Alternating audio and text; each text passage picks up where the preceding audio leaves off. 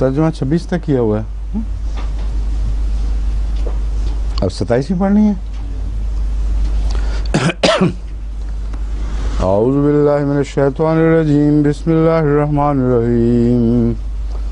وآت ذا القربى حقه والمسکین وابن السبیل ولا تبذر تبذیرا ان المبذرین كانوا اخوان الشیاطین وكان الشيطان لربه كفورا وإما تعرضن عنهم ابتغاء رحمة من ربك ترجوها فقل لهم قولا ميسورا ولا تجعل يدك مغلولة إلى عنقك ولا تبسطها كل البسط فتقعد ملوما محسورا ان ربك يبسط الرزق لمن يشاء ويقدر انه كان بعباده خبيرا بصيرا ولا تقتلوا اولادكم خشية املاق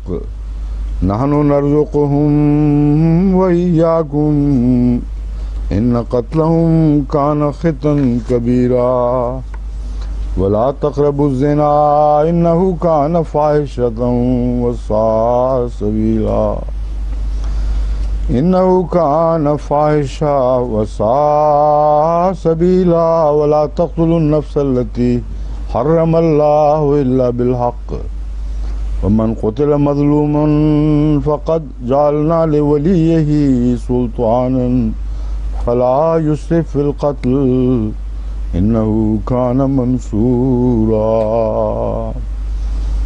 ولا تقربوا مال اليتيم الا بالتي هي احسن حتى يبلغ اشده واوفوا بالعهد ان العهد كان مسؤولا واوفوا الكيل اذا كلتم وزنوا بالقسطاس المستقيم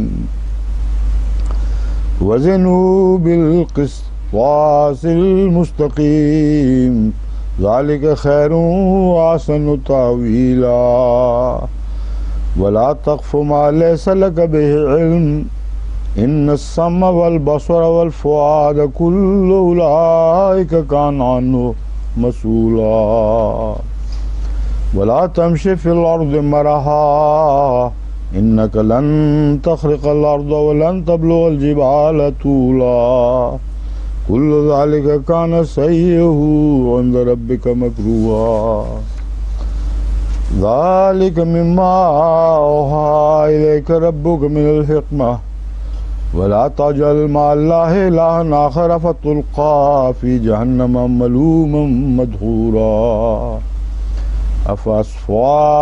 أفأصفاكم ربكم بالبنين واتخذ من الملائكة إناثا إنكم لتقولون قولا عظيما۔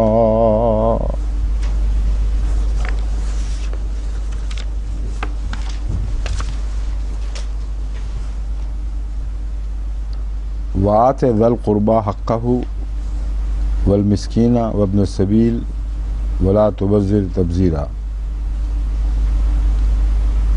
جو صاحب قربت ہیں یعنی اقربا، ان کو ہر قربت والے کو اس کا حق دو، والمسکینہ اور مسکین کو بھی، وابن السبیل اور مسافر کو بھی،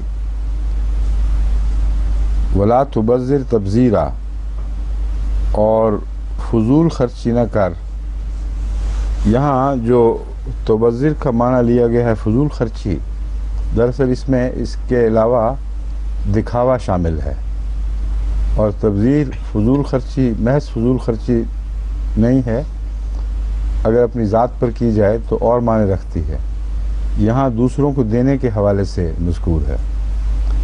بس تبذر کا معنی ہے دکھاوے کی خاطر بڑھا چڑھا کر خرچ نہ کرو، اور یہ جو فعل ہے یہ شیطانی ہے۔ اللہ تعالیٰ کی رضا کی خاطر اگر انسان اپنی توفیق کو کھینچ کر کچھ خرچ کرتا ہے تو اس کی مناہی کہیں نہیں، کیونکہ اللہ تعالیٰ فرماتا ہے کہ لن تنالوا البر حتی تنفقوا مما تحبون، جس کا ایک معنی یہ بھی ہے کہ کمزوری اتنی ہو کہ جو چیز ہے رزق وغیرہ اس سے گویا تو محبت ہو گئی ہے، پھر بھی خرچ کرو۔ اور پھر فی السراء والضراء، اور اس قسم کے مضامین کثرت سے قرآن کریم میں موجود ہیں جو بتاتے ہیں کہ اپنی توفیق کو حتی المقدور کھینچ کر خدا کی راہ میں خرچ کرنا یہ تبذیر نہیں ہے۔ اس لیے یہ جب ہم کہتے ہیں فضول خرچی نہ کرو، ضرور سے زیادہ خرچ نہ کرو، تو بسا اوقات غلط معنی سمجھے جاتے ہیں۔ مراد یہ ہے کہ جب بھی تم اقربا کو یا مسکین کو یا رستہ چلنے والے کو اس طرح دیتے ہو کہ اس میں دکھاوا شامل ہو جاتا ہے اور دکھاوے کی خاطر بڑھا چڑھا کر دیتے ہو، تو اس کی دو ہی صورتیں ہوتی ہیں۔ ویسے تم خصیص ہوگے بحد، اور اگر خاموشی سے خرچ کرنا ہو تو ہاتھ تمہارا گردن سے جا لگے گا، اور جب دکھاوے کا موقع ہوگا تو جتنا ہونا چاہیے اس سے بھی بڑھ کر خرچ کرو گے۔ یہ دونوں چیزیں لانتی ہیں، اور دونوں کے نتیجے میں تم حسرت زدہ اور ذلیل اور خوار ہو کے رہ جاؤ گے۔ بس تبذر کا معنی محض زیادہ خرچ کرنا نہیں، بلکہ دکھاوے کی خاطر تصنع کے ساتھ زیادہ خرچ کرنا ہے۔ ان المبذرین کانوا اخوان الشیاطین، اس نے بات کو خوب کھول دیا کہ یہ لوگ جو دکھاوے کی خاطر بڑھا چڑھا کر خرچ کرتے ہیں تو شیطان کے بھائی ہیں۔ وَكَانَ الشَّيْطَانُ لِرَبِّهِ كَفُورًا، اور شیطان اپنے رب کا ناشکرا ہے۔ تو جب دکھاوے کی خاطر طاقت سے بڑھ کر خرچ کیا جائے اور علیحدگی میں جتنا چاہیے وہ بھی نہ کیا جائے تو یہ ناشکریاں ہیں اللہ تعالیٰ کی، اور شیطان ناشکری سکھاتا ہے۔ وَإِمَّا تُعْرِضَنَّ عَنْهُمُ ابْتِغَاءَ رَحْمَةٍ مِّن رَّبِّكَ تَرْجُوهَا فَقُل لَّهُمْ قَوْلًا مَّيْسُورًا۔ وَإِمَّا تُعْرِضَنَّ عَنْهُ ابْتِغَاءَ رَحْمَةٍ مِّن رَّبِّكَ، اگر تو اعراض کرے عنہم ان سے، اللہ کی رحمت چاہتے ہوئے یا اپنے رب کی رحمت چاہتے ہوئے جس کی تو امید لگائے بیٹھا ہے، فَقُل لَّهُمْ قَوْلًا مَّيْسُورًا، تو ان سے نرم بات کر۔ کیا مطلب ہے اس کا؟ اعراض کرے رب کی رحمت چاہتے ہوئے جس کی تو امید لگائے بیٹھا ہے تو پھر نرم بات کر۔ میں کہا آپ کو رونا آ گیا یا ویسی آنکھیں دکھنے آئی ہوئی ہیں؟ اچھا اچھا ٹھیک ٹھیک، بعض لگتا ہے بڑا متاثر ہو گئے ہیں آپ۔ یہ کوئی رونے کا موقع نہیں تھا اس لیے میں نے پوچھا۔ ہاں، دعا کیوں نہیں لیتے آپ یہاں؟ میں نے کہا ان کو دعا دو، ٹھیک ہے؟ اچھا چلیں بتائیں۔ مبارکہ، کیا حال ہے تمہارا؟ اچھی ہو؟ اپنے میاں کو لینے آئی ہو ہاٹلے پول سے؟ ہیں؟ میں نے کہا آپ شرما کیوں گئے ہیں اتنے زیادہ؟ یہ پہلی دفعہ ہوا ہے؟ رونق تو وہاں لگی تھی ہاٹلے پول میں شادی کی، میں یہ پوچھ رہا ہوں یہ جو آئی ہیں تو لازماً آپ کو لینے آئی ہوں گی؟ نہیں گئی نہیں؟ اچھا، مسلسل یہیں رہی ہو؟ ٹھیک ہے، ماشاء اللہ۔ اچھا بتائیں پھر کیا بات ہے یہ، اس کا مقصد مطلب کیا بنتا ہے اس آیت کا؟ اما طور دنہ، ابھی تو یہ تھا کہ مبذرین میں شامل نہ ہو، مبذرین نہ بنو، یعنی دکھاوے کی خاطر شیطان کے دوست بنتے ہوئے خرچ نہ کرو، اللہ کا دوست بنتے ہوئے خرچ کرو، اور طاقت سے بڑھ کر محض دکھاوے کی خاطر اپنے اوپر بوجھ نہ ڈالو۔ اب فرما رہا ہے اما تعرضن عنہ ابتغاء رحمت من ربک،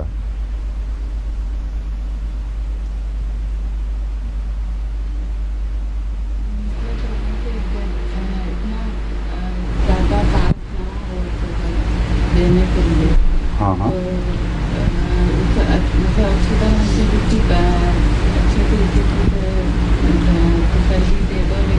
ہاں یہ جو پہلا جو وہم تھا نا کہ خدا کی راہ میں طاقت سے بڑھ کر خرچ نہیں کیا جا سکتا یا بہت زیادہ خرچ نہ کرو، اس سوال کا جواب اس میں آیت میں ہے کہ خدا کی خاطر جو خرچ کرنے والے ہیں وہ تو آخر وقت تک کوشش کرتے ہیں، یہاں تک کہ کچھ نہ رہے پاس۔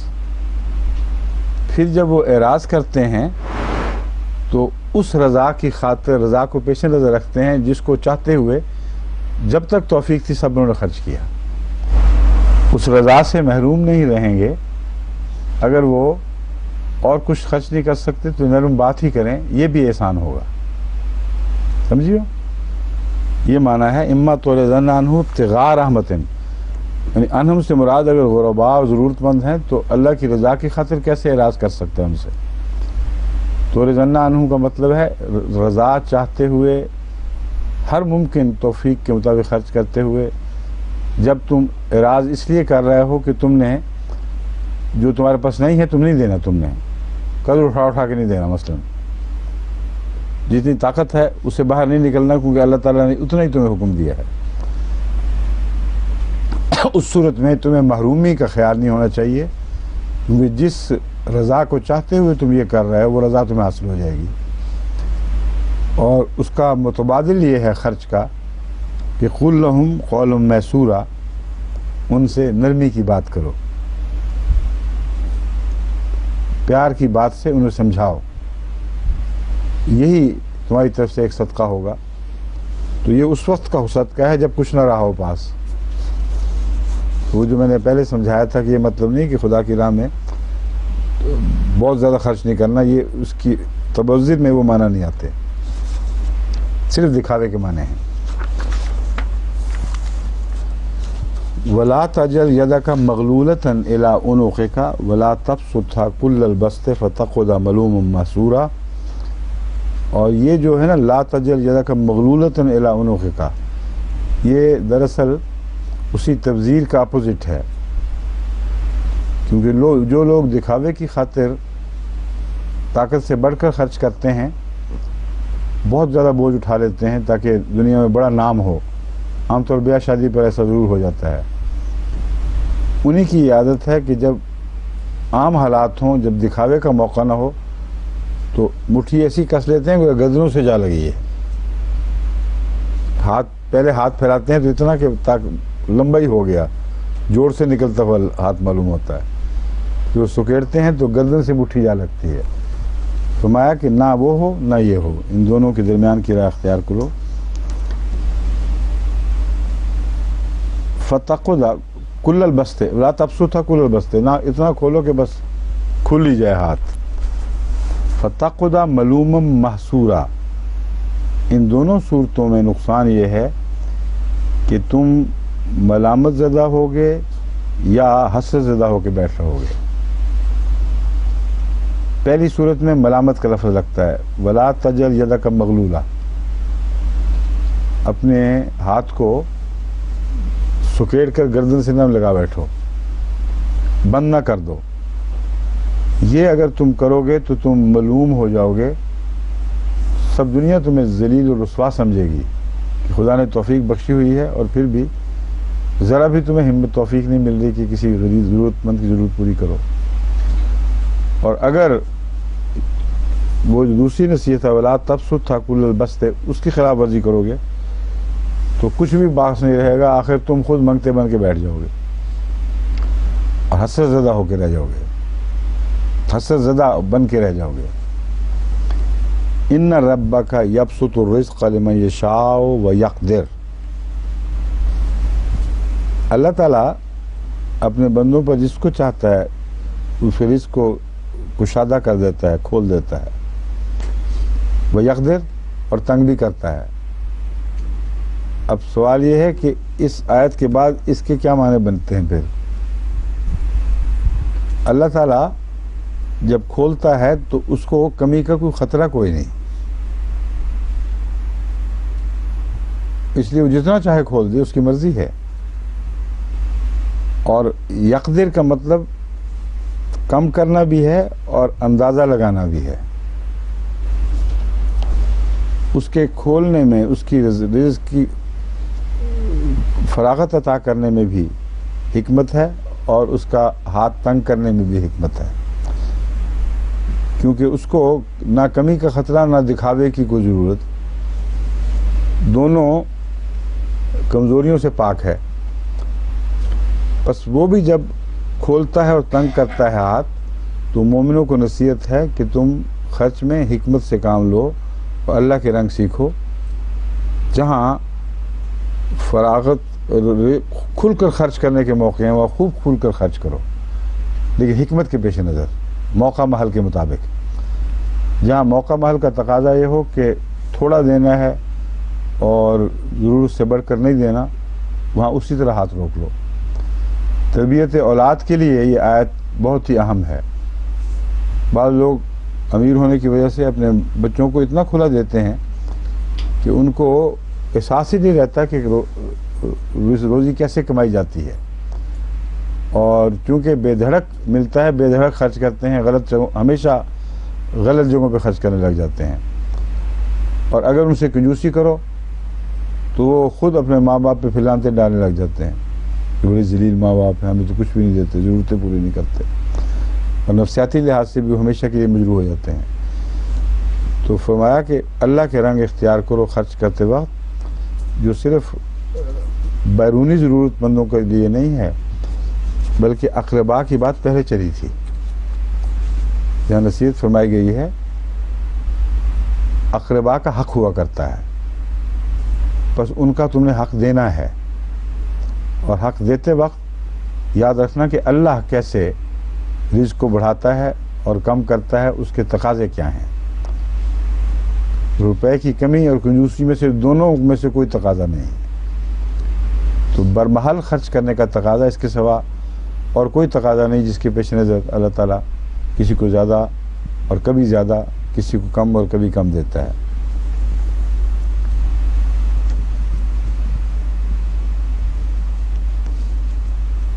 انہو کان بعبادہ خبیرم بصیرا، یقیناً وہ اپنے بندوں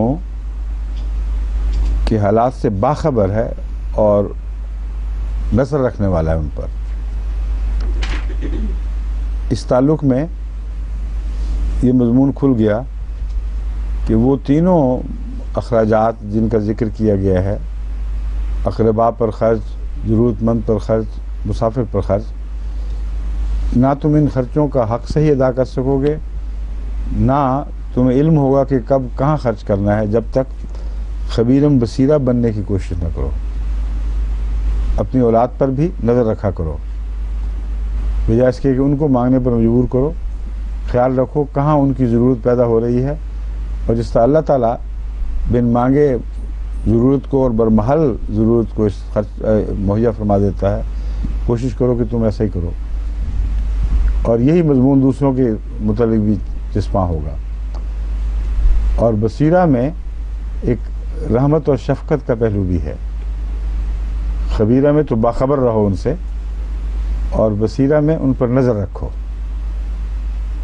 اگر اس طریق پر صاحب حیثیت لوگ خرچ کریں، اپنوں پر بھی اور غیروں پر بھی، تو یہ جنت کا معاشرہ پیدا ہو جائے گا۔ اس سے بہتر معاشرے کا تصور ہی ممکن نہیں ہے۔ وَلَا تَقْتُلُوا أَوْلَادَكُمْ، اچھا ان ربک یبسط الرزق، یہ ہو گیا ہے یہاں۔ وَلَا تَقْتُلُوا أَوْلَادَكُمْ خَشْيَةَ إِمْلَاقٍ، اپنی اولاد کو خرچ کے بڑھنے کے خوف سے قتل نہ کرو۔ املاق ہے روپے پیسے کے خرچ، ضرورت کے وقت جو خرچ کرتے ہیں اس کو املاق کہیں گے، کہ جتنے منہ زیادہ ہوں گے اتنی روٹیاں زیادہ پکانی پڑیں گی، اور اس وجہ سے کہ ہمارے خرچ بڑھ جائیں گے، بچوں کی تعداد نہ روکو۔ یہ جو فیملی پلاننگ کا مضمون ہے وہ اس آیت میں بڑا کھل کے بیان ہو گیا ہے۔ ابھی پرسوں کی سوال جواب کی مجلس میں بھی یہی سوال اٹھا تھا ایک افریقن کی طرف سے کہ آج کل ہماری گورنمنٹس پر بڑا زور دیا جا رہا ہے فیملی پلاننگ کا، تو آپ بتائیں کیا حکم ہے۔ اسی آیت کے حوالے سے میں نے ان کو سمجھایا تھا کہ اگر رزق کے خطرے سے، رزق کی کمی کی خطرے سے آپ فیملی پلاننگ کرتے ہیں تو اس کا مطلب یہ ہے کہ آپ سمجھتے ہیں کہ اللہ تعالیٰ ایک اعلیٰ منتظم نہیں ہے، اس نے نشو و نما کے نظام کو زیادہ تیز رفتار کر دیا ہے اور ان کے سہارا مہیا کرنے کے نظام کو یعنی رزق کے نظام کو سست رفتار بنایا ہے۔ بس کبھی ایک پہیہ آگے بڑھ جاتا ہے اور وہ دوسرا پیچھے رہ جاتا ہے، اور ہمیشہ رزق کا پہیہ پیچھے رہتا ہے اور ضرورت کا پہیہ آگے بڑھ جاتا ہے۔ یہ اگر کسی حکمت سے خالی بات ہو تو بد انتظامی کی نشانی ہے، اور یا خدا نہیں ہے یا خدا ہے تو پھر ایک غیر منتظم خدا ہے، یہ دونوں باتیں غلط ہیں۔ اور اگر کسی حکمت کے پیش نظر ایسا ہوتا ہے تو پھر ہمیں ان حکمتوں میں دخل دینے کا حق کوئی نہیں ہے۔ ان میں سے ایک حکمت یہ ہے کہ اگر تنگی اور آسائش کا نظام نہ چلتا تو انسانی زندگی یا حیوانی زندگی میں ارتقاء ممکن ہی نہیں تھا۔ ہمیشہ ارتقاء اس منزل پہ آگے بڑھا ہے جس منزل پہ فاقوں نے ایک چیلنج پیش کیا ہے۔ جب ضرورتوں کے مقابل پر جو چیزیں ضرورتیں پوری کرنے والی تھیں وہ پیچھے رہتی ہوئی دکھائی دیں، پھر بڑا سخت مقابلہ ہوا ہے، پھر ایکم احسن عملا کا مضمون جو ہے وہ عمل میں آیا ہے، اور اس کے نتیجے میں کوالٹی چنی گئی ہے اور جو محض نمبر تھا اس کو محروم کر دیا گیا۔ اب یہ اتنی بڑی حکمت ہے کہ اس کے برعکس اگر کوئی سوچ ہوگی تو بالکل لغو و بےمانی سوچ ہے۔ اس میں شک نہیں کہ جب ایسے وقت آتے ہیں تو وہ جانور جو کثیر تعداد میں فاقہ کے شکار ہو گئے، ان کا ایک دکھ ہے جو تھوڑی دیر کے لیے رہا اور پھر ختم ہو گیا۔ اس کے مقابل پر حیوانی زندگی کو جو سکھ ملا ہے، نسبتاً اعلیٰ درجے کی مخلوق پیدا ہوئی ہے، اور اس نے اپنی اعلیٰ صلاحیتوں کو پھر قائم رکھا، اور اگلی دفعہ پھر ان کا امتحان لیا گیا، پھر ان میں سے نکموں کو پیچھے چھوڑ دیا گیا اور اچھوں کو چن لیا گیا۔ یہ جو نظام ہے اس کے بغیر ارتقاء ممکن ہی نہیں ہے، اور ارتقاء نہیں تو انسان پہلی پیدائش کی منزل پہ کھڑا رہ جائے گا۔ اگر وہ کیڑا تھا تو کیڑا ہی رہے گا ساری عمر پہ۔ ایک تو وہ حیوانی زندگی کے تعلق میں یہ مضمون ہے یقدر یبسط یقدر کا وسیع مضمون، جو انفرادی اور قومی نہیں بلکہ ایک عالمی نوعیت کا آفاقی مضمون ہے۔ ایک اور اس کا تعلق انسانی زندگی کی آزمائشوں سے اس طرح ہے کہ انسانی تہذیب نے، صرف ارتقاء کی بات نہیں، انسانی تہذیب نے یہ رزق کے بڑھنے اور کم ہونے کے نتیجے میں ترقی کی ہے، اور اس کے نتیجے میں تہذیبوں نے تہذیبوں کے ساتھ مل کر نئے رنگ پیدا کیے ہیں، اور نسلوں کا امتزاج ہوا ہے بجائے اس کے کہ ان کو الگ الگ کیا جائے۔ چنانچہ جتنے بھی بڑے عالمی نوعیت کے انتقال ہوئے ہیں آبادیوں کے، ان کی بنیادی وجہ کوئی مقامی خطرہ تھا، خواہ وہ بھوک کا خطرہ ہو یا جنگ کا خطرہ ہو۔ اس کے نتیجے میں پھر مجبور ہو جاتی ہیں قومیں کہ ہر حال میں وہ علاقے چھوڑ کے دوسری طرف جائیں، اور یہ جو سمونے کا عمل ہے یہ ہماری تہذیبی ترقی کے اندر سب سے اہم کردار ادا کرتا ہے، اور اس کے نتیجے میں ایک تہذیب دوسری تہذیب سے ملی، ایک جگہ کی ترقیات دوسری طرف منتقل ہوئیں، اور نئے نئے گر سیکھے نئے آنے والوں سے۔ جہاں تک ظلم کا تعلق ہے اور اس میں رزق کی کمی بھی شامل تھی، اسپین سے جو یہود کا انخلاء ہوا ہے اس نے یورپ کو وہ زندگی بخشی جو آج سائنس کی ترقی کی صورت میں رونما ہوئی ہے۔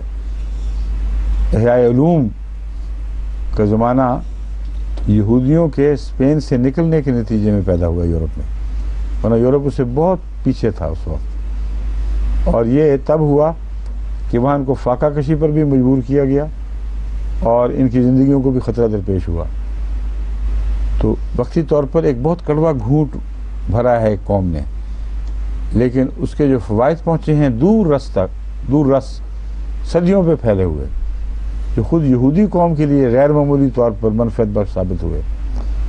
تو یہ بتاتے ہیں کہ تنگی کا دور کم ہے اور آسائش کا لمبا، اور کوئی تنگی کا دور بھی بے مقصد نہیں آتا، نہ آیا ہے کبھی۔ بس یہ وہ مضمون ہے، ان ربک یبسط الرزق لمن یشاء ویقدر۔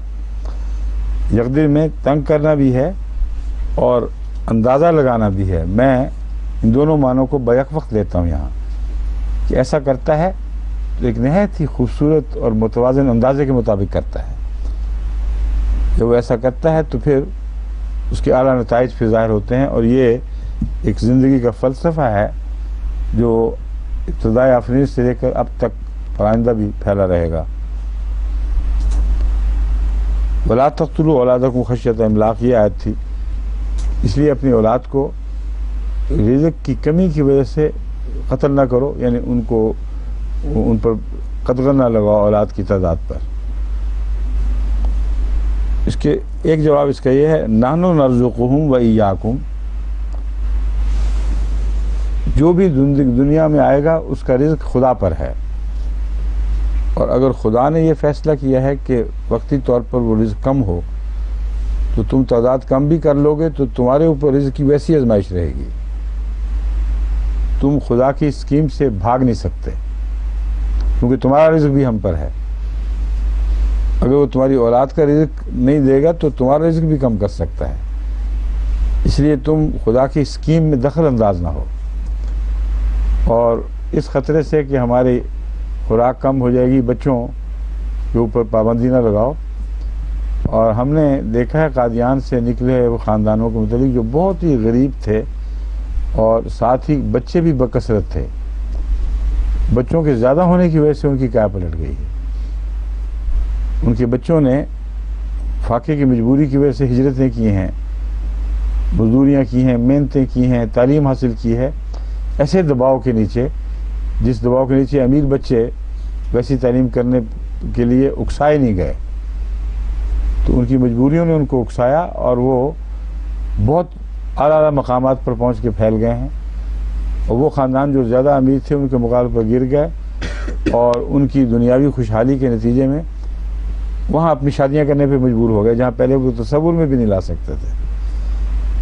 تو یہ نظام جو ہے یوں ہی معمولی سا نظام نہیں، اس کے وسیع اثرات ہیں، اور اسکیم آف تھنگز جس کو کہتے ہیں نا، وہ حکمت بالغہ جس کے تحت نظام کائنات کو تشکیل دیا جاتا ہے، اس کا حصہ ہے یہ نظام، اس لیے اس کو نظر انداز نہیں کرنا چاہیے۔ فرماتا ہے نحن نرزقکم وإیاکم ان قتلہم کان خطأ کبیرا، بڑی سخت خطا ہے تمہاری یہ، تم بے وقوف ہو، تمہارے مقصد کے خلاف جائے گا۔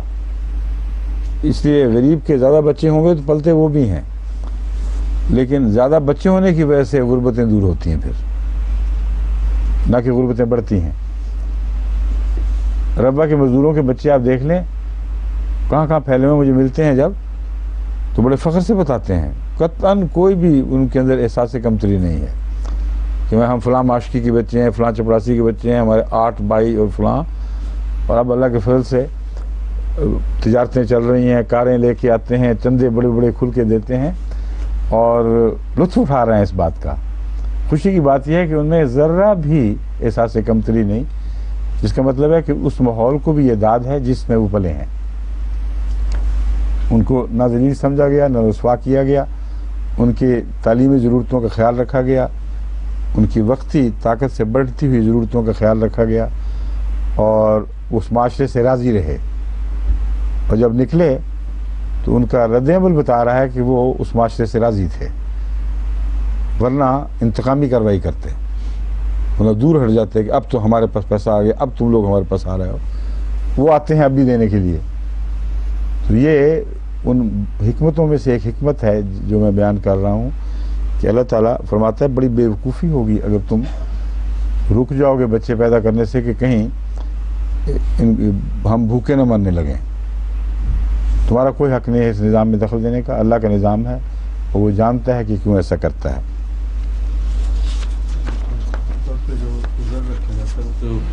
جو مومنین یہی صرف وہ یہ رکھ لیتے ہیں کہ تعلیم و تربیت کے تقاضے نہیں پورے، وہ الگ بات ہے. اگر وہ عذر آپ یہ کہہ رہے ہیں کہ عذر رکھ لیتے ہیں تو چھپتے کس سے ہیں پھر؟ آپ سے کہ خدا سے؟ یہ جو عذر ہے اس کا تعلق خدا سے ہے. تو اگر وہ عذر رکھتے ہیں تو اللہ آپ ہی پکڑے گا، ہمیں کوئی ضرورت نہیں. مگر ہم دخل نہیں دے سکتے کہ تم اصل میں اس لیے کر رہے ہو، اس لیے تم ضرور زیادہ بچے پیدا کرو. جو عذر یہ رکھتے ہیں میں کہتا ہوں ٹھیک ہے، آپ کا اختیار ہے، اس میں خدا نے منع نہیں کیا. تربیتی تقاضوں کی خاطر اگر آپ رکے ہیں تو آپ کو اللہ نے منع نہیں فرمایا. مگر جو لوگ یہ کہتے ہیں کہ ابھی ہماری آمدن اتنی نہیں، ہمارے مکان اتنا نہیں، فلاں نہیں، ان کو میں سمجھاتا ہوں کہ بالکل ناجائز حرکت ہے، قرآن کریم کی واضح ہدایت کی خلاف ورزی ہے.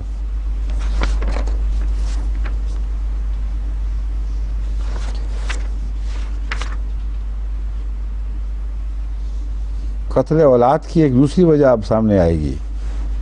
ایک ہے رزق کی کمی کا خطرہ اور خرچ کے بڑھنے کا خطرہ. ایک زنا کے نتیجے میں وہ ایبارشنز ہوتی ہیں اور فحشا پھیلتی ہے، اور وہاں بھی ایک قتل کا مضمون ہے جو جاری ہے اس کے ساتھ. تو ان دونوں قتلوں کو اکٹھا کیا، ورنہ اچانک اس کا ذکر کرنے کی ضرورت کوئی نہیں تھی. فرمایا تم جو بچے قتل کرتے ہو یعنی روک کر، پیدا ہونے کے بعد نہیں، پیدائش سے پہلے کے قتل ہیں، ان میں ایک وجہ غربت کا خطرہ ہے. دوسرا وہ بدی جو تم میں پھیل جاتی ہے، اس کے نتیجے میں تم مجبور ہوتے ہو کہ ایبارشنز کراؤ اور بدنامی سے بچو. اور یہ جو ایبارشن ہے صرف بدنامی کی بحث نہیں، سنگل پیرنٹس کے لحاظ سے انگلستان میں اور امریکہ میں بہت بڑی مصیبت ہے. اور لڑکیاں مجبور ہو جاتی ہیں ایبارشن کے لیے، اور اب قانون ایسے بنائے جا رہے ہیں کہ ان کو حق دیا جائے. اس سے پہلے وہ چوری چھپے ایسا کرتی تھیں، اور اس کا جواب معاشرے نے یہ دیا کہ کوئی حرج نہیں، ہم تمہیں برا نہیں سمجھتے، بے شک بچہ رکھو، یہ بھی نہیں پوچھیں گے کس کا ہے. مگر اس سے مسئلہ کم ہونے کی بجائے مسئلہ زیادہ گمبھیر ہو گیا اور بھی بڑھ گیا، کیونکہ اس طرح دوسری لڑکیوں کو بھی شاہ مل گئی کہ ہم معاشرے نے تو قبول کر لیا، پھر کیا فرق پڑتا ہے. لیکن بعد کی جو قدرت نے ان کو سزا دی، جو طبعاً ملنی چاہیے تھی، وہ ایسی ہے کہ وہ جب انٹرویو پہ آتی ہیں تو صاف پتہ چلتا ہے کہ ساری عمر کے لیے ایک دردناک عذاب پال لیا انہوں نے. بغیر باپ کے اکثر کہتی ہیں کہ تربیت ہم ہو ہی نہیں سکتی. جو نسبتاً سختی کا پہلو ہے اور روب کا، وہ اکیلی عورت سے نہیں سر انجام ہوتا. پھر وہ کہتی ہیں ہمیں خود کمائی کرنی پڑتی. پہلے اگر خاوند کوئی ہوتا ذمہ دار تو وہ کماتا، اور بچے کو کس پہ چھوڑ کے جائیں. اور اکثر کی حالت غریبانہ ہوتی ہے، اس میں وہ بیبی سیٹر بھی ٹھیک نہیں رکھ سکتی. بعض بچے اس طرح مر گئے، ان کو بند کر کے چھوڑ گئیں اور حادثے کا شکار ہو گئے. تو بہت ہی تکلیف دہ مسائل پیدا ہوتے ہیں. اس لیے بہت سی لڑکیاں ہیں جو ایبارشنز پر مجبور ہو جاتی ہیں، اور یہ ایک قتل ہے. انہو کان فاحشۃ وساء سبیلا، یہ فاحشہ بھی ہے اور بہت برا راستہ ہے جو تم اختیار کرتے ہو. ولا تقتلوا النفس التي حرم اللہ الا بالحق، تو قتل ہی کا مضمون ہے دراصل جو جاری ہے. اور زنا بیچ میں ضمناً ذکر آیا ہے زنا کا، کہ یہ بھی ایک ذریعہ ہے جو تمہیں مخفی قتل پر مجبور کرتا ہے. تم سمجھتے ہو کہ قتل نہیں ہے، مگر ہوتا قتل ہی ہے. ومن قتل مظلوما فقد جعلنا لولیہ سلطانا فلا یسرف فی القتل انہ کان منصورا. من قتل مظلوما فقد جعلنا لولیہ سلطانا، جو بھی اب قتل کا مضمون جب چل چکا ہے تو اس کو اس کے منطقی نتیجے تک پہنچانا ہے. اگر قتل ہو تو مقتول تو کچھ کر نہیں سکتا، اس کا بدلہ کون لے گا؟ ولی پر فرض ہے. اور شادی شدہ عورت کا ولی اس کا خاوند ہوگا اس صورت میں، اور بچے کا ولی اس کا باپ ہوگا. اور اگر باپ نہیں ہے تو پھر ماں ولی بنے گی.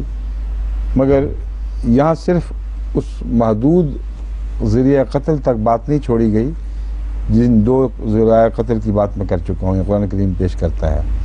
اب قتل کا عام مضمون ہو گیا ہے. اگر قتل ہو جائے تو حق ہے اس مظلوم کا جو اس نے لینا ہے جو اس کا ولی ہے. اور اس سلسلے میں اس کو ہدایت یہ فرمائی جا رہی ہے فقط جعلنا لولیہ سلطانا، ہم نے اس کو ایک غالب حق دیا ہے اور ایک دلیل دی ہے جس کی بنا پر وہ جان لینے کا حق رکھتا ہے. فلا یسرف فی القتل، تو قتل جب اس نے کرنا ہے جواباً تو اس میں اسراف سے کام نہ لے اور انتقامی کارروائی کی خاطر تکلیف نہ دے. اور اسراف فی القتل کا ایک یہ معنی بھی ہے کہ قتل کے معاملے میں اتنی شدت نہ کرے کہ معافی یا فدیہ کا جو امکان ہے اس کو بالکل بند کر دے. یہ اسلامی قانون قتل اور قتل کے متعلقات سے بارے میں اسلام نے کیا حقوق قائم کیے ہیں، یہ وہ تعلیم ہے جو آپ کے سامنے ہے. آج کل یورپ میں یہ بہت زور سے سوال اٹھایا، امریکہ میں بھی ہر جگہ ہی ہے کہ کیا کسی قاتل کو قتل کرنا ضروری ہے، یعنی پھانسی چڑھانا، اور کیا یہ زیادہ انسانیت کے قریب نہیں ہے کہ قاتل کو معاف کر دیا جائے اور اس کی زندگی باقی رکھی جائے، کیونکہ زندگی بہت بڑی نعمت ہے، خواہ اس نے کسی کی زندگی لی ہو. اور کیا یہ زیادہ سلجھا ہوا ارتقائی طریق نہیں ہے جو ہماری تہذیب نے سیکھا ہے کہ نہ قتل کرو بلکہ عمر قید دے دو؟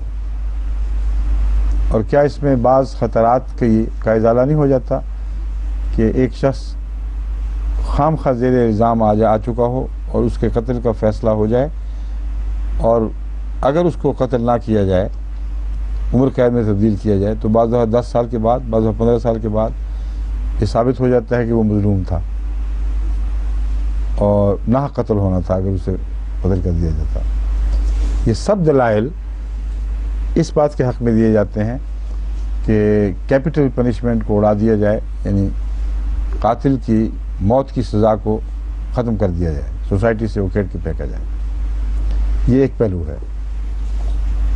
اب دوسرا پہلو یہ ہے کہ اس میں کس کا حق ہے معاف کرنے کا، یعنی قتل کسی کا ہو اور معاف اسٹیٹ کر دے، کیا یہ انصاف کے تقاضوں کے مطابق ہے؟ اور قتل کی نوعیت بھی نہ دیکھی جائے اور قتل کی تعداد بھی نہ دیکھی جائے. اگر عمر قیدی سزا ہے تو ایک آدمی قتل کرتا ہے اور بھیانک ظالمانہ قتل کر کے اس کو یہ تو پتہ ہے کہ میں مروں گا نہیں، اور یہ بھی پتہ ہے کہ جتنا لمبا عرصہ مجھے ملے گا فائٹ آؤٹ کرنے میں امکان ہے کہ میں آزاد ہو جاؤں اور امکان ہے کہ وکیل جیت جائیں. تو اس صورت میں قتل کو ایک انگیخت ملتی ہے، ایک سہارا ملتا ہے، اور قتلوں کی تعداد اس زمانے سے بڑھ جاتی ہے جس زمانے میں قتل کی سزا موت ہوتی تھی. یہ ایک ایسی حقیقت ہے جس کو میں نے کئی دفعہ پیش کیا ہے تحریری طور پر بھی اور اپنی تقاریر میں بھی، مغرب میں کرتا ہوں، کہ تم لوگ یہ دیکھو کہ تم ظلم کر رہے ہو معصوموں کے اوپر. تہذیب کے نام پر تم جرائم کی حمایت کر رہے ہو. ایک مجرم جس نے قتل کیا ہے اگر اسے قتل کر دیا جائے تو اس کو انسانیت کے خلاف کہنا یہ محض تمہاری عقل کا فطور ہے. لیکن اگر قتل نہ کریں اس کو اور پھر زیادہ معصوم قتل ہوں تو یہ تمہارے نزدیک انسانیت ہے. بس اگر تکڑی میں ڈال کر تولیں تو وہ چند معاملات جن میں ہو سکتا ہے کوئی معصوم ہو، وہ اس کے مقابلے پر بہت کم ہیں. جو معصوموں کے قتل میں یہ قوانین اضافہ کر رہے ہیں، اور یہ پہلے میں کہا کرتا تھا، اس کا ثبوت نہیں تھا. اب باقاعدہ اعداد و شمار اکٹھے کرنے والوں نے یہ بات ثابت کر دی ہے کہ بلا شبہ جب سے یہ قوانین مثلا بریٹن میں جاری ہوئے، یہاں بعض پارٹی ہیں جو تحقیق کر کے وہ پارلیمنٹ میں بار بار پیش کرتی ہیں کہ تم اس قانون کو بدلو، یہ ظالمانہ ہے، کیونکہ معصوم شہری کے حق زندگی پر اس کا اثر پڑا ہے۔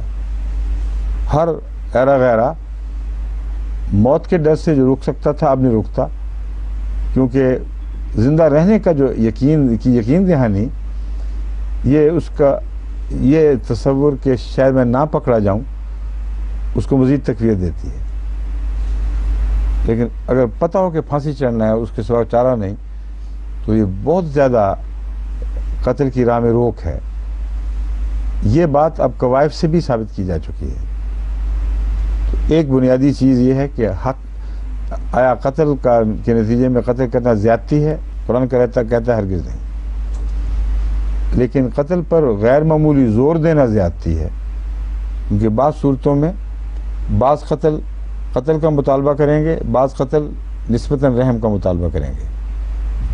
بعض قتلوں کے نتیجے میں مالی سزا دینا وہ مظلوم جو پیچھے رہ گئے ہیں ان کے لیے بہتر ہے۔ تو ان سارے امور کو قرآن کریم نے کھول دیا کہ یہ امکانات ہیں جن سے تمہارے رد عمل مختلف صورتوں میں مختلف ہونے چاہیے، لیکن فیصلہ کا اختیار اسٹیٹ کو نہیں ہے، اسٹیٹ تو تھرڈ پارٹی ہے۔ کسی کا بچہ قتل ہو گیا ظالمانہ طریق پر، اس کی ماں اگر ولی ہے تو اس کا حق ہے وہ فیصلہ کرے۔ وہ عذاب میں ساری عمر مبتلا رہے اور تم معاف کر کے چھٹی کر جاؤ، ایسے واقعات یہاں ہوئے ہیں، اور اس کے نتیجے میں بڑے سخت انٹرویوز آئے ہیں۔ وہ جن کے ظالمانہ طریق پہ جن کی بچیوں پہ ظلم ہو کر کے مارے گئے، وہ روتی پیٹتی ہے کہ ساری عمر کے لیے ہمیں عذاب میں مبتلا کر دیا گیا ہے، جب تک اس بدبخت کا خون نہ لیا جائے ہمیں چین آ ہی نہیں سکتا۔ تو ایک تو قتل کر گیا، دوسرا جیتے جی درگور کر گیا، اور اس میں یہ ملک کا قانون ذمہ دار ہے۔ اور بسا اوقات یہ ہوتا ہے کہ انسان سمجھتا ہے کہ غریب خاندان ہے، اور قتل کے جو محرکات تھے وہ اتنے ظالمانہ نہیں تھے، مجبوریاں بھی ہوتی ہیں اس میں، بعض دفعہ کچھ انگیخت تھی بھی مقتول کی طرف سے۔ ایسی صورت میں اس کو اگر معاف کر دیا جائے اس شرط پر کہ وہ یتیموں کا خون بہا ادا، یتیموں کو مقتول کا خون بہا ادا کرے اور اتنا دے کہ ان کا باعزت گزارا ہو سکے، تو جس چیز سے ان کو محروم کیا گیا ہے قتل کی صورت میں، یعنی معیشت کا سہارا، اس کی ذمہ داری اس پر آ جائے گی۔ اس صورت میں ولی کا کام ہے فیصلہ کرے، اور اسٹیٹ کا کام نہیں ہے۔ تو اس لیے قرآنی تعلیم ہر پہلو سے مکمل ہے۔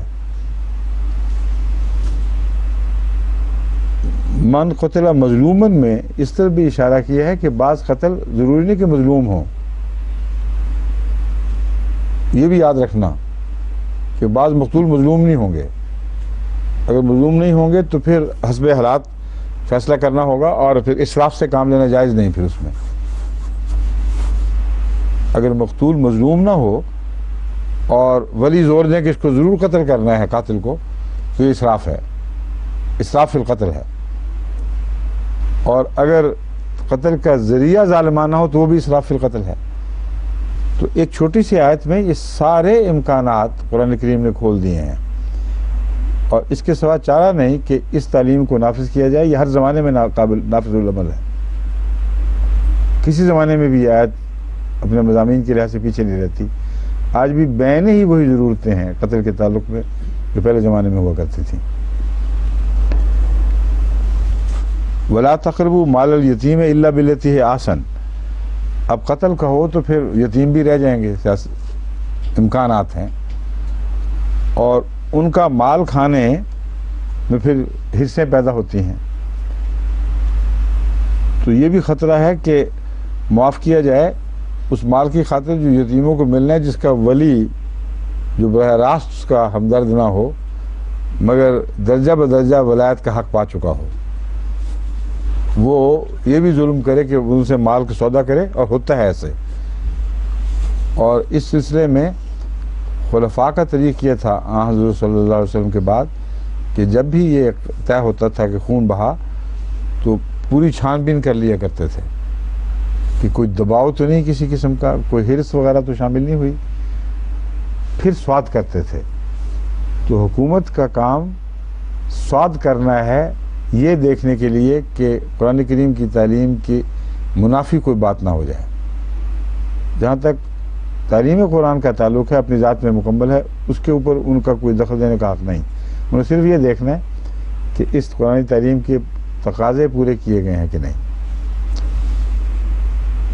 کیوں جی ابھی ہے وقت ہے نا، تم لیٹ آئے تھے، ٹھیک ہے۔ ولا تقربوا مال الیتیم الا بالتی ہے احسن حتی یبلغ اشدہ، اور جب تک کوئی یتیم آپ کی کفالت میں ہے، آپ کی زیر نگرانی ہے، اس کا مال کھانے سے پرہیز کرو، سوائے اس کے کہ بہترین طریق پر ہو۔ بہترین طریق سے مراد یہ ہے کہ وہ مال کھانا اتنا واضح طور پر درست ہو کہ سوسائٹی دیکھے تو اس پہ کراہت محسوس نہ کرے اور آپ کو چھپانے کی ضرورت پیش نہ آئے۔ آسن طریق وہ ہوا کرتا ہے جسے کھلم کھلا دکھایا جا سکتا ہو، بس جہاں بھی اخفاء کا پہلو ہوگا یتیم کے مال کے کھانے میں، وہ آسن ہو ہی نہیں سکتا۔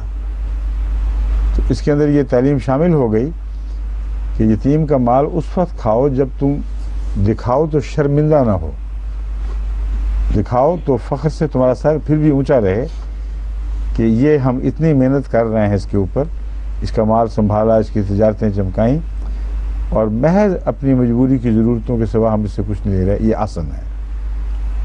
اور پھر اس کے ساتھ بیٹھ کر کھانا اور اس کا خیال رکھنا، اور اس میں جو خرچ ہوتا ہے کچھ زائد وہ اس کے مال سے ادا کرنا بالکل جائز ہے، مگر اس کو چھپانے کی ضرورت نہیں ہوا کرتی۔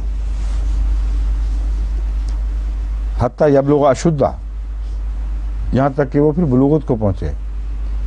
پھر تمہارا کوئی حق نہیں کہ زبردستی اس کے اموال کی نگرانی کرو، اس کے اخراجات کو اپنے کنٹرول میں رکھو۔ وَأَوْفُوا بِالْعَهْدِ إِنَّ الْعَهْدَ كَانَ مَسْئُولًا، اور عہد کو پورا کرو، یقیناً عہد ضرور ایسا ہے جو پوچھا جائے گا۔ یہاں عہد سے کیا مراد ہے؟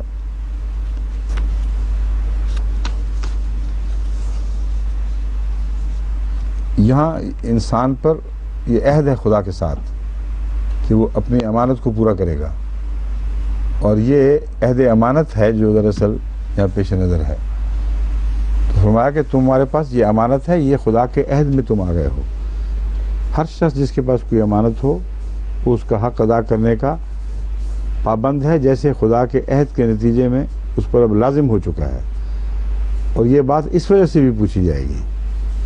ظلم اپنی جگہ بھی پوچھا جاتا ہے، مگر عہد امانت کے اعتبار سے اس کا مرتبہ عام ذمہ داریوں کے مقابلے پر بہت بڑھ جاتا ہے۔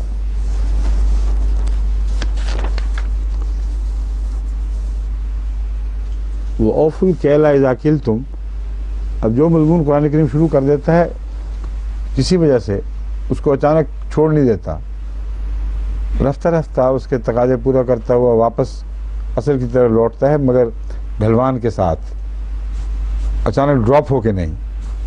تو اب چونکہ مالی باتیں اور انصاف کے تقاضے اور یہ چیزیں شروع ہو چکی ہیں، تو فرماتا ہے وَأَوْفُوا الْكَيْلَ إِذَا كِلْتُمْ، جب تم ماپ کیا کرو تو پورا پورا ماپ کیا کرو۔ اور اس کا پہلے مضمون سے یہ تعلق ہے کہ جن لوگوں میں یہ عادت نہ ہو وہ یتیم کے حق بھی ادا نہیں کر سکیں گے۔ لازم ہے کہ فطرتاً عادتاً تم یہ طریق اختیار کرو کہ یتیم ہو یا غیر یتیم ہو، تم مال کے کفیل ہو یا غیر کفیل ہو، جب بھی ماپ دو تو پورا ماپ دو۔ وَزِنُوا بِالْقِسْطَاسِ الْمُسْتَقِيمِ، یہ جو لفظ ہے واو یہ عاطفہ ہے اور صرف زینو لفظ ہے نا، ہاں، یہ جو واو ہے اس کو چونکہ وزن میں بھی واو آتی ہے، اس لیے میں وضاحت کر رہا ہوں کہ اس کو غلطی سے وزن کو ایک لفظ نہ سمجھیں۔ وا میں نے ہے اور زینو میں جب امر ہوا تو پہلی واو گر گئی ہے، تو وزن کرو جب ہم ترجمہ کریں گے تو یہی کہیں گے وزن کرو بالقسطاس المستقیم، سیدھی ڈنڈی کے ساتھ، یعنی جھکتی ہوئی ڈنڈی نہ ہو، پورے انصاف کے ساتھ برابر کا تول ہو۔ ذالک خیر و احسن تاویلا، یہ یقیناً اچھی بات ہے اور بہترین ہے انجام کار۔ تعویل کا معنی ایک تو ہے تعبیر، کسی بات کی حکمت، اور ایک انجام کے معنوں، انجام کار کے معنوں میں بھی لفظ تعویل استعمال ہوتا ہے۔ تو اپنے انجام کے اعتبار سے تمہاری بھلائی کے، آخری بھلائی کی خاطر یہی بہترین چیز ہے۔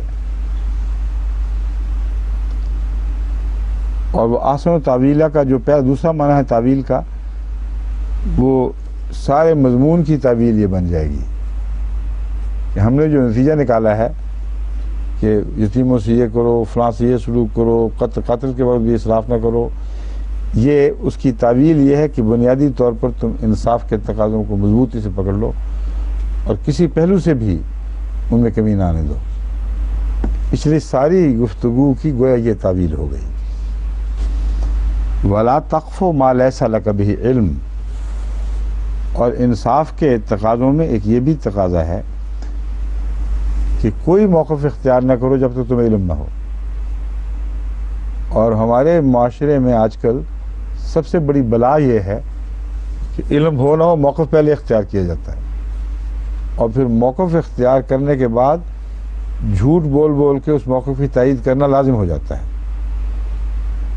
کوئی بات پوچھو، ہاں جی یہ یوں ہے، آپ نے دیکھی تھی؟ نہیں دیکھی تو نہیں، ہے یہی، اور بات پھر جھوٹ، ہاں جی دیکھا تھا۔ جب ثابت ہو جائے کہ یہ بات غلط ہے، یہ تو فلاں نے ہمیں کہہ دیا تھا، یہ فلاں نے کہہ دیا تھا، تو یہ جو غیر ذمہ داری کا طریقہ کار ہے یہ بہت ہی اہم ہے قوم کے کردار کو بگاڑنے کے لحاظ سے۔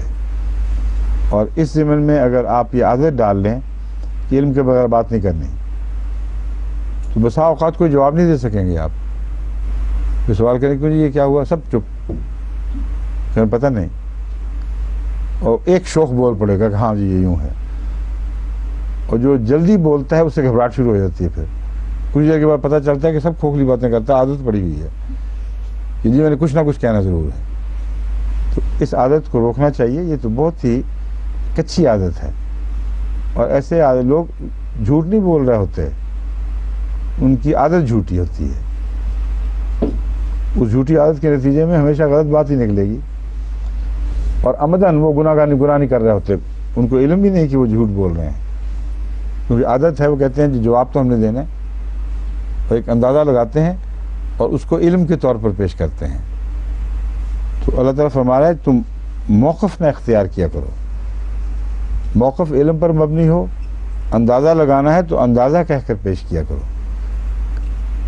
یہاں موقف کے لفظ نے ثابت کیا کہ اندازہ لگانا حرام نہیں ہے، منع نہیں ہے، لیکن بتایا کرو کہ ہمیں علم نہیں ہے، یہ ہمارا موقف نہیں ہے، ہمارا خیال ہے کہ شاید یہ ہو، اور یہ کہنا ہرگز ناجائز نہیں۔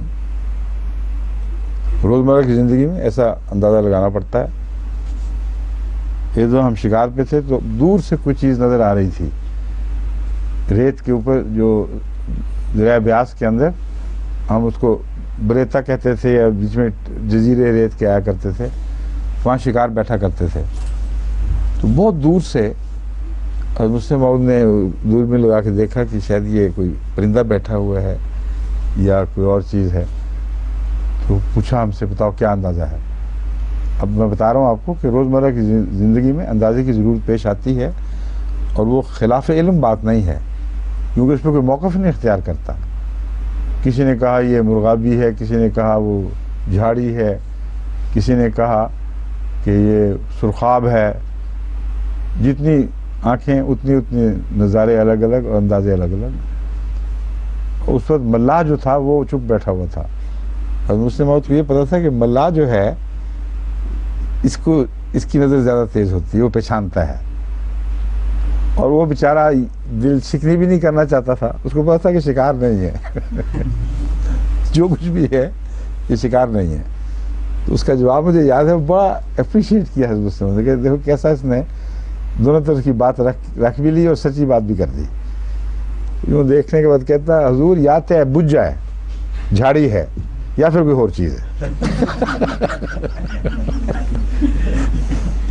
شکار نہیں کا یا پھر کوئی اور چیز ہے کہ یہ امید نہ لگائے بیٹھو کہ اس میں کوئی زندگی ہے، کوئی جانور ہے. تو یہ اس آیت کے مضمون کے خلاف نہیں ہے. ولا تقفو ما لیس لک بہ، اس نے موقف ہی ایسا اختیار کیا جو بالکل درست تھا اور اس کے سوا اور موقف ہو ہی نہیں سکتا تھا. ان السمع والبصر والفؤاد کل اولئک کان عنہ مسئولا.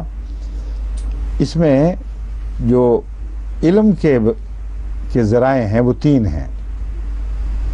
ایک ہے کان جس سے سنتے ہیں، آنکھ جس سے دیکھتے ہیں، اور فؤاد جو کمپیوٹرائز کر کے ایک چیز کا آخری تخمینہ لگاتا ہے.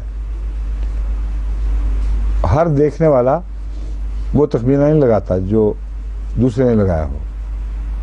آپ بھی ایک چیز دیکھ، جس سے یہی بجھے والی مثال ہے، کسی نے کچھ سمجھا کسی نے کچھ سمجھا، اگر وہ اپنی نظر کے خلاف بات کرے تو جھوٹا ہوگا.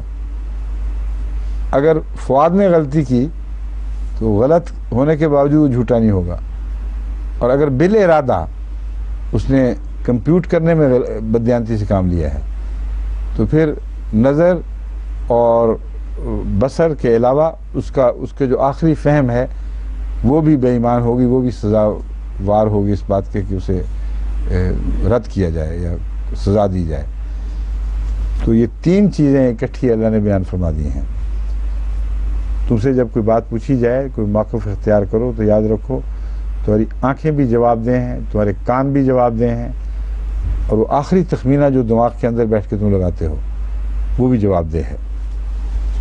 وَلَا تَمْشِ فِي الْأَرْضِ مَرَحًا إِنَّكَ لَن تَخْرِقَ الْأَرْضَ وَلَن تَبْلُغَ الْجِبَالَ طُولًا. اور زمین میں اکڑ فو کے ساتھ نہ چلو. إِنَّكَ لَن تَخْرِقَ الْأَرْضَ وَلَن تَبْلُغَ الْجِبَالَ طُولًا. تو ہرگز زمین میں شگاف نہیں کر سکتا، نہ بلندی میں پہاڑوں سے اونچا ہو سکتا ہے. تبلغ الجبال طولا، اپنی بلندی میں پہاڑوں کی رفت اختیار نہیں کر سکتا. جو مرضی کر لو، 6 فٹ کے نہیں تو 8 فٹ کے ہو کے رک جاؤ گے. اور یہ نہیں کہہ سکتے کہ تم اتنے بلند ہو جاؤ کہ پہاڑوں سے بھی غالب آ جاؤ. تو تمہاری حدیں مقرر ہیں اور تم خدا کی زمین کو پھاڑ نہیں سکتے. یعنی جو پاؤں کے نیچے چیز ہے اس کو بھی پوری طرح رسوا ذلیل نہیں کر سکتے، اس میں بھی تمہیں کوئی طاقت نہیں ہے. تو دکھاوا اور مرحا کے ساتھ اکڑتے ہوئے چلنا اور یہ چیزیں یہ بیکار اور لغو باتیں ہیں.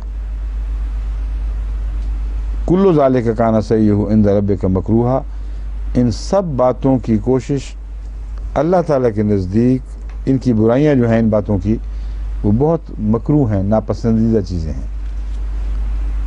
اب مرحا کا مضمون بتا رہا ہے کہ اس سے پہلے جو انسان جھوٹے تخمینے پیش کرتا ہے، ساری حرکتیں کرتا ہے، وہ دکھاوے کی خاطر کر رہا ہوتا ہے.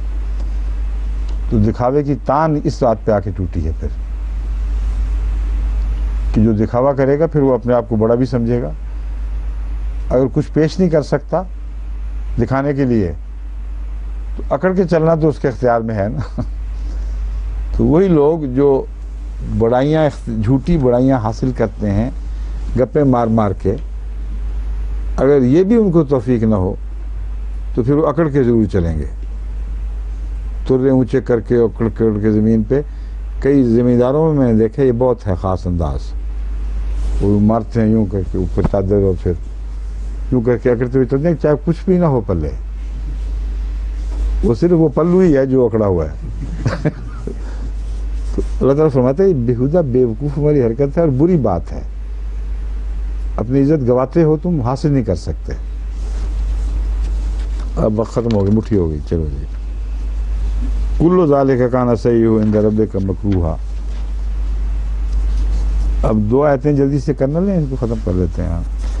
ज़ालिका मिम्मा औहा इलैका रब्बुका मिनल हिकमत। लेकिन कितनी हिकमत की बातें हैं जो बयान फरमाई हैं और बारीक दर बारीक तसलसल कायम रखा गया है। औहा इलैका रब्बुका मिनल हिकमत वला तजअल मअल्लाहि इलाहन आखरा फतुल्का फी जहन्नम मलूमम मदहूरा। बस खुदा के सिवा किसी और को माबूद न बना। हर हिकमत का सरचश्मा, हर ताकत का, हर अता का सरचश्मा खुदा ताला ही है। अगर तू उसके सिवा किसी और को अपना माबूद बना लेगा फतुल्का फी जहन्नम मलूम मदहूरा, तो जहन्नम में इस हालत में फेंका जाएगा कि धत्कारा हुआ और मलामतज़दा है। अफ़ अस्फ़ाकुम रब्बुकुम बिल बनीना वत्तख़ज़ मिनल मलाइकति इनासा इन्नकुम लतक़ूलून क़ौलन अज़ीमा। क्या अल्लाह ताला ने, तुम्हारे रब ने अपने लिए जो औलाद चुनी है, अस्फ़ाकुम तुम्हारे लिए जो औलाद चुनी है वो नर औलाद है, बनीन दिए हैं तुम्हें।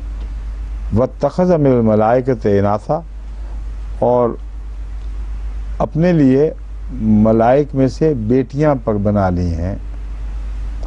इन्नकुम लतक़ूलून क़ौलन अज़ीमा, यकीनन तुम लोग एक बहुत ही बड़ी बात करते हो, यानी बड़ा कलमा कुफ्र बकते हो।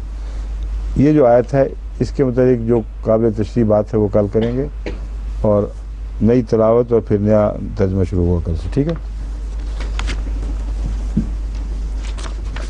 संभाल नहीं